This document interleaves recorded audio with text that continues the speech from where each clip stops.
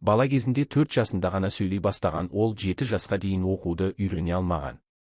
Оның нашар оқығаны сонша мұғалімдер және ата-аналар оны ақымақ және ақыл-ойы кем деп санады, және Альберт Эйнштейннің атақты салыстырмалылық теориясын жасау арқылы ғылымда бұрын-соңды болмаған төңкеріс жасаған аңызға айналған ғалым екенін айтты.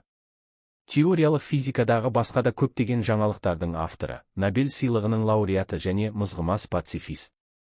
Жұмбақ өмірбаянымен 100 тізімде 3-ші орынға ие болды. Барлық уақыттағы ұлы яһудилер Мұса мен Исадан кейінгі екінші. Көпшілік оны Максвелл, Ньютон сияқты данышпандармен қатар қоя отырып, дәуірдің кумирі, ғасыр адамы санайды. Бірақ кейбір айыптаушылар оны жақсы жарияланған ғылыми плагиат және алаяқ деп атап, оның галосынан айырады. Оның жоғарыда аталған теориясының бірқатар ережелері бар деп мәлімдейді. Балалық және жастар ғылым пантеонының басқа да көрнекті өкілдері бұдан бұрын айтқан болатын. Болашақ физик-теоретик 1879 жылы 14 наурызда Мюнхен маңындағы Ульм қаласында дүниеге келген. Оның анасы Паулина үй шаруасындағы әйел, табысты астық саудагерінің қызы болды. Әке Герман керісінше өте керемет емес кәсіпкер болып шықты. Оның кәсіпорындарының күйреуіне байланысты отбасы бірнеше рет көшуге мәжбүр болды. Атап айтқанда, 1880 жылы Мюнхенге, бұл қалада баланың Майя деген әпкесі бар еді. Ұзақ уақыт бойы ата-аналар ұлдары психикалық дамудан артта қалады деп қорқады. Ол 7 жасына дейін тұйық болып өсті, сөйлемейтін, сол тіркестерді кейінірек сөйлегеннен кейін қайталайтын, бірақ сөз тіркестерін бірден дауыстап айтпай, алдымен қайта шығаратын. Тек ернің ізбен. Оның үстіне, егер оның талаптары қабылданбаса, ол қатты ашуланып бетін бұрап қолына түскен заттарды лақтырып жіберетін. Бірде осындай ыңғайсыздық кезінде ол әпкесін мүгедек етіп жібере жаздады. Сондықтан отбасы баланы ақыл-ойы кем деп санайды. Қазіргі ғалымдар Аспергер синдромы осылай көрінуі мүмкін деп болжайды. 6 жасында Альберт музыкамен айналыса бастады және ересек өмірінде ол скрипкаға ғашық болды, бірақ балалық шағында ол қысымен оқыды. Ол қатал анасының фортепиано сүйемелдеуімен Моцарт пен Бетховенді ойнады. Ғалымның бірқатар өмірбаяншылары Эйнштейннің жан дүниесіне, әйел жынысына күмәнмен қарауды тудырған оның анасы тиран Паулина деп санайды. 10 жасында гимназияға оқуға түскен ол өзін құрметтемей, намыссыз ұстады, оқуды жөн көрді. Өзін-өзі тәрбиелеу және қызықсыз сабақтарға қатыспаған, ол әсіресе ежелгі грек тілін үйренуден қатты қиналған.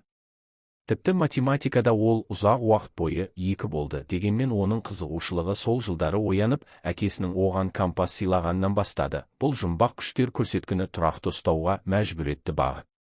Альберттің тұлғасын дамытуда олардың отбасылық досы, студент Макс Талмуд және оның ағасы Джейкоб маңызды рөл атқарды. Олар ақылды балаға қызықты оқулықтар әкеліп, қызықты жұмбақтарды шешуді ұсынды. Атап айтқанда, жасөспірім Евклидтің элементтер трактатын оқыды. Сонымен қатар, Канттың таза ақылға сын атты философиялық еңбегімен танысу бала кезінен өте діндар болған, оны Құдайдың бар екендігі және соғыстардың табиғаты туралы ойлауға мәжбүр етті. 1894 жылы әкесінің бизнесінің тағы бір күйреуінен кейін отбасы Милан маңындағы Павияға көшті.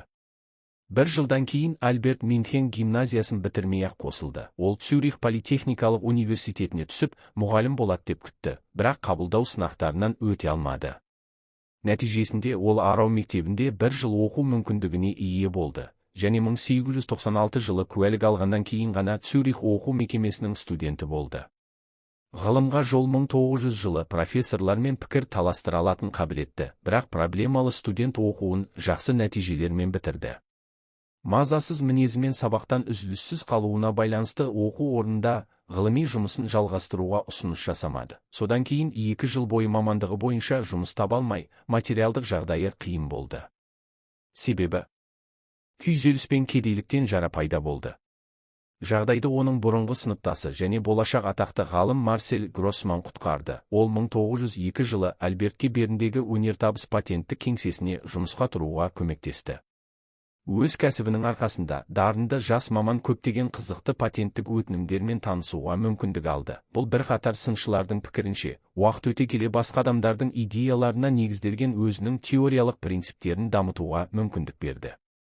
Көп ұзамай ол өзінің бұрынғы сыныптасы Милева Маричке үйленді. 1905 жылы Эйнштейн салыстырмалылық, кванттық және броундық қозғалыс теорияларына негіз болған бірқатар еңбектер жариялады. Адамдардың қоршаған әлем туралы идеяларын өзгерту арқылы олар үлкен қоғамдық резонансқа ие болды. Атап айтқанда, ол уақыттың баяу өтуінің таңғажайып фактісін дәлелдеді. Қозғалыс координаттарында бұл алыс планетаға жарық жылдамдығынан жоғары жылдамдықпен барған астронавт жердегі құрдастарынан жас үйге оралады дегенді білдіреді. Бір жылдан кейін ғалым өзінің әйгілі НТ2 формуласын шығарды. Туған университетінде докторлық дәрежесін алды және 1909 жылы онда сабақ бере бастады. Бұл жаңалық үшін 1910 жылы Эйнштейн алғаш рет Нобель сыйлығына ұсынылды, бірақ жеңе алмады. Келесі 10 жыл ішінде комитет мүшелері оның беделді марапатқа кандидатурасын қабылдамауын жалғастырды. Олардың шешімінің негізгі дәлелі формуланың дұрыстығын эксперименттік растаудың жоқтығы болды. 1911 жылы революциялық шығарманың авторы Прагаға көшіп, онда бір жыл Орталық Азиядағы ең көне оқу орнында жұмыс істеді. Еуропа ғылыми зерттеулерін жалғастыруда. Содан Цюрихке қайтып, 1914 жылы Берлинге барды. Ғылыммен қатар қоғамдық жұмыстармен де айналысып, азаматтық құқықтар мен соғыстарға қарсы белсенділік танытты. 1919 жылы күннің тұтылуы кезінде зерттеушілер қарама-қайшылықты теорияның бірқатар постулаттарын растады және оның авторы 1922 жылы оның зияткерлік қызметінің тәжі болған теория үшін болмаса да ақыры Нобель сыйлығының лауреаты атанды. Бірақ фотоэффекттің тағы бір ашылуы үшін ол Жапонияға, Үндістанға, Қытайға, ақш-қа және бірқатар Еуропа елдеріне барып, жұртшылықты өзінің нанымдарымен және жаңалықтарымен таныстырды. 1930 жылдардың басында пацифист профессорды антисемиттік көңіл-күй өскен кезде қудалай бастады. Гитлердің билікке келуімен ол шетелге эмиграцияланып, лауазымға ие болды. Принстон ғылыми зерттеу институты. 1934 жылы Франклин Рузвельттің шақыруымен ол Ақ үйге келді. Ал 1939 жылы ол ғалымдардың американдық президентке фашистік Германияға қарсы тұру үшін ядролық қару жасау қажеттігі туралы үндеуіне қол қойды. Кейін ол 1952 жылы өкінді. Израиль басшы Хейм Вейцман қайтыс болғаннан кейін тамаша физикті президенттік қызметке шақырды. Ол мемлекеттік қызметте тәжірибесінің жоқтығына сілтеме жасап, мұндай жалпақ ұсынысты қабылдамады. Альберт Эйнштейннің жеке өмірі салыстырмалылық теориясының әкесі эксцентрик болды. Ол ешқашан шұлық кимейтін, тістерін тазалауды ұнатпайтын, бірақ ол әйелдермен табысты болды. Өмірінде 10 шақты қожайын болған және 2 рет үйленген. Оның алғашқы махаббаты Мари, профессор Джост Винтелердің қызы. Ол Арауда оқып жүргенде Альберт Цюрихке кеткеннен кейін олардың романтикасы аяқталды, бірақ қыз ұзақ уақыт бойы олардың ажырасуынан зардап шекті. Бұл оның психикалық жағдайын нашарлатты. Кейіннен ол психикалық аурулар ауруханасында қайтыс болды. Ол ғалымның екінші таңдаған сыныптасы, тамаша математик және физик Милева Марич болды. Олар 1903 жылы Бернде үйленді. Альберттің атанасы оның әйелі ретінде ұсқынсыз әйелді таңдағанына таң қалды, ал оған физик былай деп жауап берді: сонымен сіз оның дауысын естуіңіз керек еді. Рас, данышпанның оған деген құштарлығы өте тез суыды. Ол оған сүйіктісін үй қызметкері мен ғылыми хатшыға айналдырды. Оның үстіне ол әйелін 1 жасар баласын беруге көндірді.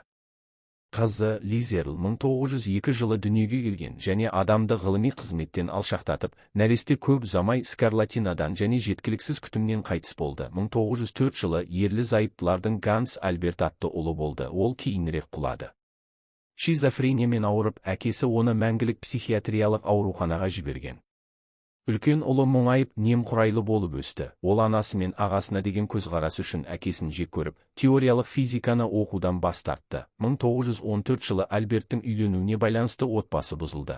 Ажырасу үшін Альберт Маричке $32,000 берді. Ажырасқаннан кейін физик өзінің немере ағасы Эльзаға үйленді. Ол бұрынғы некеден 2 қызды тәрбиелеп отыр, кенже Марго және 1 қыз. Неке жасы Илзе деп аталады. Эйнштейн басында нәзік сезімде болды. Әсіресе соңғысына, бірақ бас тартқаннан кейін ол анасына қоныстанды. Бірінші әйелден айырмашылығы, немере ағасы тар ойлы әйел болды және күйеуінің опасыздықтарына көз жұмды. Альберт нәзік жынысты жақсы көретін, оған көптеген сұлулар, соның ішінде Марго ғашық болды. Ғалым жүзуге де құмар болған. Ол яхтаға жалғыз барғанды ұнататын.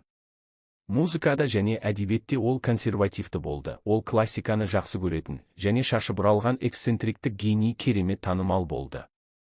Көшелерге, мұнараларға, телескоптарға, айдағы кратерге және квазарға 1955 жылы оның денсаулығы күрт нашарлады. Ол емханаға барды. Оның өлімін күту кезінде ол тыныш және тыныш болды. Ол 18 сәуірде қолқаның жарылуынан қайтыс болды. Ол өзінің соңғы зерттеуінің қолжазбасын жойды. Оның бұлай етуіне не себеп болды осы күнге дейін?